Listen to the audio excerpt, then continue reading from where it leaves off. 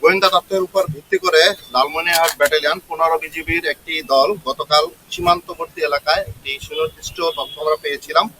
আমরা একটি বিশেষ অপারেশন পরিচালনা করি এবং একটি বড় চালান আটক করতে সক্ষম হই।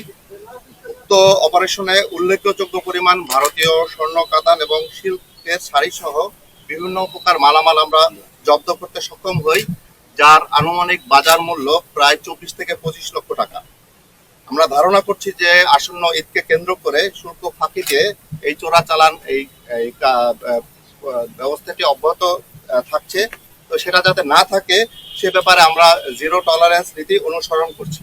আমি স্পষ্টভাবে বলতে চাচ্ছি, সীমান্ত সুরক্ষা, চোরাচালান দমন, মানব পাচার প্রতিরোধে বিজিবি সবসময় আপোষহীন।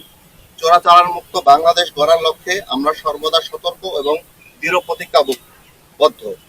সীমান্তের স্পর্শকাতর এলাকাগুলোতে আমরা গোয়েন্দা নজরদারি ও টহল কার্যক্রম আরো জোরদার করছি এবং ভবিষ্যতে আমাদের এই কার্যক্রম অব্যাহত থাকবে ইনশাআল্লাহ।